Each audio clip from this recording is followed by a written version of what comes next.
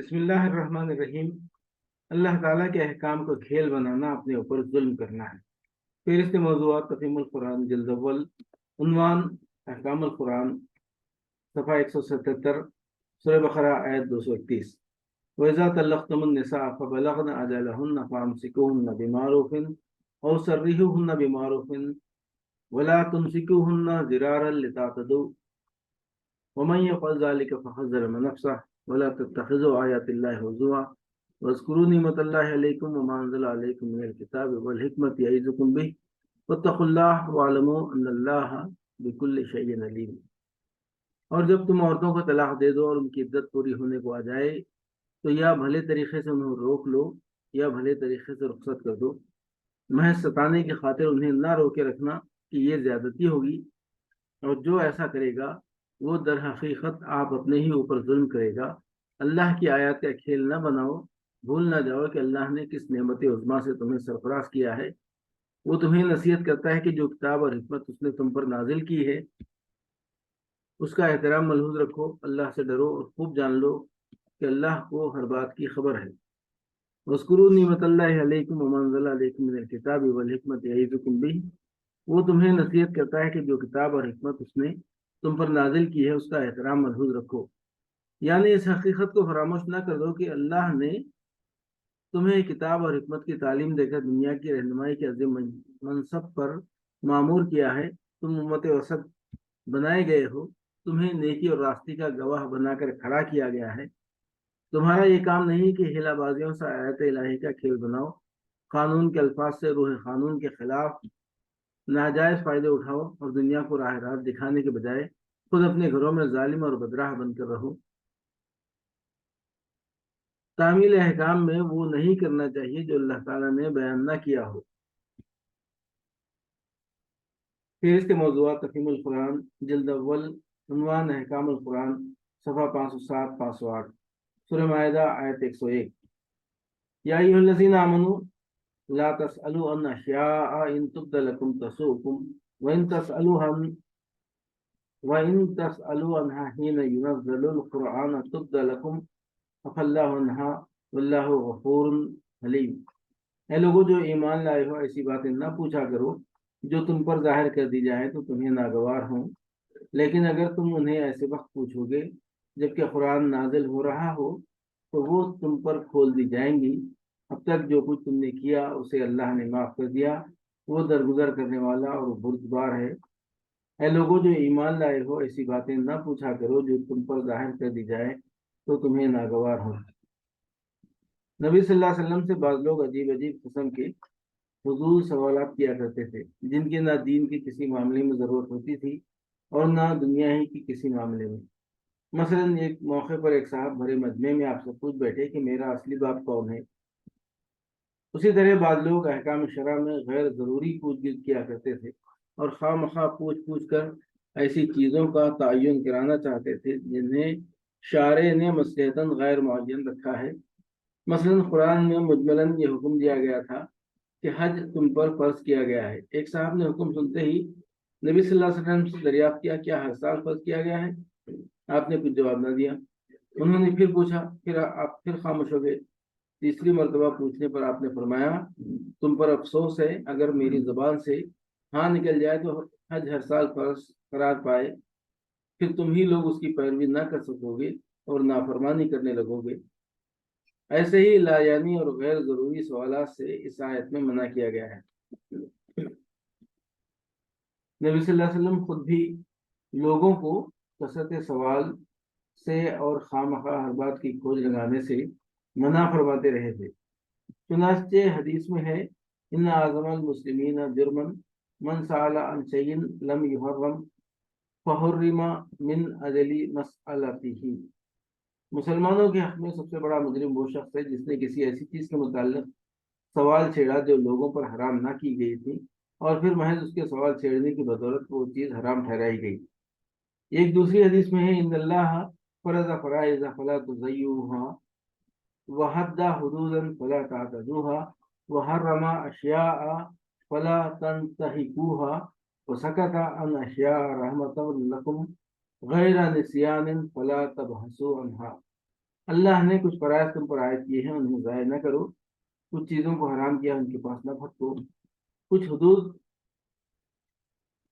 مقرر کی ہیں ان سے تجاوز نہ کرو، اور کچھ چیزوں کے متعلق خاموشی اختیار کی ہے بغیر اس کے کہ اسے بھول لاحق ہوئی ہو، لہذا ان کی کھوج نہ لگاؤ۔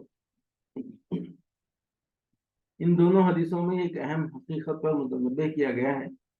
جن امور کو شارع نے مجملاً بیان کیا ہے اور ان کی تفصیل نہیں بتائی، یا جو احکام بسبیل اجمال دیے ہیں اور مقدار یا تعداد یا دوسرے تعینات کا ذکر نہیں کیا ہے، ان میں اجمال اور عدم تفصیل کی وجہ یہ نہیں ہے کہ شارع سے بھول ہو گئی، تفصیلات بتانی چاہیے تھیں مگر نہ بتائیں، بلکہ اس کی اصل وجہ یہ ہے کہ شارع ان امور کی تفصیلات کو محدود نہیں کرنا چاہتا اور احکام میں لوگوں کے لیے وسعت رکھنا چاہتا ہے۔ اب جو شخص خواہ سوال پر سوال نکال کر تفصیلات اور تعینات اور تخیلات بڑھانے کی کوشش کرتا ہے، اور اگر شارع کے کلام سے یہ چیزیں کسی طرح نہیں نکلتی تو قیاس سے، استنباط سے کسی نہ کسی طرح مجمل کو مفصل، مطلق کو مقید، غیر معین کو معین بنا کر ہی چھوڑتا ہے، وہ در حقیقت مسلمانوں کو بڑے خطرے میں ڈالتا ہے، اس لیے کہ مابعد الطبی امور میں جتنی تفصیلات زیادہ ہوں گی، ایمان لانے والے کے لیے اتنے ہی زیادہ الجھن کے مواقع بڑھیں گے، اور احکام میں جتنی قیود زیادہ ہوں گی، پیروی کرنے والے کے لیے خلاف ورزی حکم کے امکانات بھی اس قدر زیادہ ہوں گے۔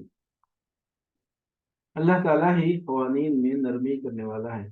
پھر اس کا موضوعات تفہیم القرآن جلد اول، احکام، عنوان احکام القرآن، صفحہ 355، سورہ نساء آیت 43۔ یا ایھا الذین آمنوا لا تقربوا الصلاۃ وانتم سکارى حتی تعلموا ما تقولون ولا جنبا الا عابری سبیل حتی تغتسلوا وإن كنتم مرضى أو على سفر أو جاء أحد منكم من الغائط أو لامستم النساء فلم تجدوا ماء فتيمموا صعيدا طيبا فامسحوا بوجوهكم وأيديكم إن الله كان عفوا غفورا۔ اے لوگوں جو ایمان لائے ہو، جب تم نشے کی حالت میں ہو تو نماز کے قریب نہ جاؤ۔ نماز اس وقت پڑھنی چاہیے جب تم جانو کہ کیا کہہ رہے ہو، اور اسی طرح جنابت کی حالت میں بھی نماز کے قریب نہ جاؤ جب تک کہ غسل نہ کر لو، الا یہ کہ راستے سے گزرتے ہو، اور اگر کبھی ایسا ہو کہ تم بیمار ہو یا سفر میں ہو، یا تم میں سے کوئی شخص رفع حاجت کر کے آئے، یا تم نے عورتوں سے لمس کیا ہو اور پھر پانی نہ ملے تو پاک مٹی سے کام لو اور اسے اپنے چہروں اور ہاتھوں پر مسح کر لو، بے شک اللہ نرمی سے کام لینے والا اور بخشش فرمانے والا ہے۔ یا ایھا الذین آمنوا لا تقربوا الصلاۃ وانتم سکارى، اے لوگوں جو ایمان لائے ہو، جب تم نشے کی حالت میں ہو تو نماز کے قریب نہ جاؤ۔ یہ شراب کے متعلق دوسرا حکم ہے۔ پہلا حکم وہ تھا جو سورہ بقرہ آیت 219 میں گزرا، اس میں صرف یہ ظاہر کر کے چھوڑ دیا گیا تھا کہ شراب بری چیز ہے، اللہ کو پسند نہیں، چنانچہ مسلمانوں میں سے ایک گروہ اس کے بعد شراب سے پرہیز کرنے لگا تھا، مگر بہت سے لوگ اسے بدستور استعمال کرتے رہے تھے، حتیٰ کہ بسا اوقات نشے کی حالت میں نماز پڑھنے کھڑے ہو جاتے تھے اور کچھ کا کچھ پڑھ جاتے تھے۔ غالباً 4 ہجری کی ابتدا میں یہ دوسرا حکم آیا اور نشے میں نماز پڑھنے کی ممانعت کر دی گئی۔ اس کا اثر یہ ہوا کہ لوگوں نے اپنے شراب پینے کے اوقات بدل دیے اور ایسے اوقات میں شراب پینی چھوڑ دی جن میں یہ اندیشہ ہوتا کہ کہیں نشے ہی کی حالت میں نماز کا وقت نہ آ جائے۔ اس کے کچھ مدت بعد شراب کی قطعی حرمت کا وہ حکم آیا جو سورہ مائدہ آیت 90 اور 91 میں ہے۔ یہاں یہ بات بھی ذہن نشین کر لینی چاہیے کہ آیت میں سکر یعنی نشے کا لفظ ہے، اس لیے یہ حکم صرف شراب کے لیے خاص نہ تھا بلکہ ہر نشاور چیز کے لیے عام تھا، اور اب بھی اس کا حکم باقی ہے۔ اگرچہ نشاور اشیاء کا استعمال بجائے خود حرام ہے، لیکن نشے کی حالت میں نماز پڑھنا دوہرا عظیم تر گناہ ہے۔ حتیٰ تعلموا ما تقولون، نماز اس وقت پڑھنی چاہیے جب تم جانو کہ کیا کہہ رہے ہو۔ اسی بنا پر نبی صلی اللہ علیہ وسلم نے ہدایت فرمائی ہے کہ جب کسی شخص پر نیند کا غلبہ ہو رہا ہو اور وہ نماز پڑھنے میں بار بار اٹھ جاتا ہو تو اسے نماز چھوڑ کر سو جانا چاہیے۔ بعض لوگ اس آیت سے یہ استدلال کرتے ہیں کہ جو شخص نماز کی عربی عبارات کا مطلب نہیں سمجھتا اس کی نماز نہیں ہوتی، لیکن علاوہ اس کے کہ یہ ایک بیجا تشدد ہے، خود قرآن کے الفاظ بھی اس کا ساتھ نہیں دیتے۔ قرآن میں حتیٰ تفقہوا یا حتیٰ تفہموا ما تقولون نہیں فرمایا ہے، بلکہ حتیٰ تعلموا ما تقولون فرمایا ہے، یعنی نماز میں آدمی کو اتنا ہوش رہنا چاہیے کہ وہ یہ جانے کہ وہ کیا چیز اپنی زبان سے ادا کر رہا ہے، ایسا نہ ہو کہ وہ کھڑا تو ہو نماز پڑھنے اور شروع کر دے کوئی غزل۔ ولا جنوبن، جنابت کی حالت، جنابت کے اصل معنی دوری اور بیگانگی کے ہیں، اسی سے لفظ اجنبی نکلا ہے۔ اصطلاح شرع میں جنابت سے مراد وہ نجاست ہے جو فضائے شہوت سے یا خواب میں مادہ خارج ہونے سے لاحق ہوتی ہے، کیونکہ اس کی وجہ سے آدمی طہارت سے بیگانہ ہو جاتا ہے۔ ولا جنبن الا عابر سبیل حتی تغتسلوا، اور اسی طرح جنابت کی حالت میں بھی نماز کے قریب نہ جاؤ جب تک کہ غسل نہ کر لو، الا ایک کے راستے سے گزرتے ہو۔ فقہا اور مفسرین میں سے ایک گروہ نے اس آیت کا مفہوم یہ سمجھا ہے کہ جنابت کی حالت میں مسجد میں نہ جانا چاہیے الا ایک ہی کسی کام کے لیے مسجد میں سے گزرنا ہو۔ اسی رائے کو عبداللہ بن مسعود، انس بن مالک، حسن بصری اور ابراہیم نخعی وغیرہ حضرات نے اختیار کیا ہے۔ دوسرا گروہ سے سفر مراد لیتا ہے، یعنی اگر آدمی حالت سفر میں ہو اور جنابت لاحق ہو جائے تو تیمم کیا جا سکتا ہے۔ رہا مسجد کا معاملہ تو اس گروہ کی رائے میں جنوبی کے لیے وضو کر کے مسجد میں بیٹھنا جائز ہے۔ یہ رائے حضرت علی رضی اللہ عنہ، ابن عباس رضی اللہ عنہ، سعید بن جبیر اور بعض دوسرے حضرات نے اختیار فرمائی ہے۔ اگرچہ اس سفر میں قریب قریب سب کا اتفاق ہے کہ اگر آدمی حالت سفر میں ہو اور جنابت لاحق ہو جائے اور نہانا ممکن نہ ہو تو تیمم کر کے نماز پڑھ سکتا ہے، لیکن پہلا گروہ اس مسئلے کو حدیث سے اخذ کرتا ہے اور دوسرا گروہ اس روایت کی بنیاد قرآن کی مندرجہ بالا آیت پہ رکھتا ہے۔ وَإِن كُنتُم مَرْضَىٰ أَوْ عَلَىٰ سَفَرٍ أَوْ جَاءَ أَحَدٌ مِّنكُم مِّنَ الْغَائِطِ أَوْ لَامَسْتُمُ النِّسَاءَ، اور اگر کبھی ایسا ہو کہ تم بیمار ہو یا سفر میں ہو یا تم میں سے کوئی شخص رفع حاجت کر کے آئے یا تم نے عورتوں سے لمس کیا ہو۔ اس امر میں اختلاف ہے کہ لمس یعنی چھونے سے کیا مراد ہے۔ حضرات علی، ابن عباس، ابو موسیٰ اشعری، ابی بن کعب رضی اللہ عنہ، سعید بن جبیر، حسن بصری اور متعدد ائمہ کی رائے ہے کہ اس سے مراد مباشرت ہے، اور اسی رائے کو امام ابو حنیفہ اور ان کے اصحاب اور امام سفیان ثوری نے اخذ کیا ہے، بخلاف اس کے حضرت عبداللہ بن مسعود اور عبداللہ ابن عمر رضی اللہ عنہ کی رائے ہے۔ اور بعض روایات سے معلوم ہوتا ہے کہ حضرت عمر بن خطاب کی بھی یہی رائے ہے کہ اس سے مراد چھونا یا ہاتھ لگانا ہے، اور اسی رائے کو امام شافعی نے اختیار کیا ہے۔ بعض ائمہ نے بیچ کا مسلک بھی اختیار کیا ہے، مثلا امام مالک کی رائے ہے کہ اگر عورت یا مرد ایک دوسرے کو جذبات شہوانی کے ساتھ ہاتھ لگائیں تو ان کا وضو ساقط ہو جائے گا اور نماز کے لیے انہیں نیا وضو کرنا ہوگا، لیکن اگر جذبات شہوانی کے بغیر ایک کا جسم دوسرے سے مس ہو جائے تو اس میں کوئی مضاحہ نہیں۔ فلم تجدوا ماء فتیمموا صعیدا طیبا فامسحوا بوجوہکم وایدیکم، اور پھر پانی نہ ملے تو پاک مٹی سے کام لو اور اس سے اپنے چہروں اور ہاتھوں کو مسح کر لو۔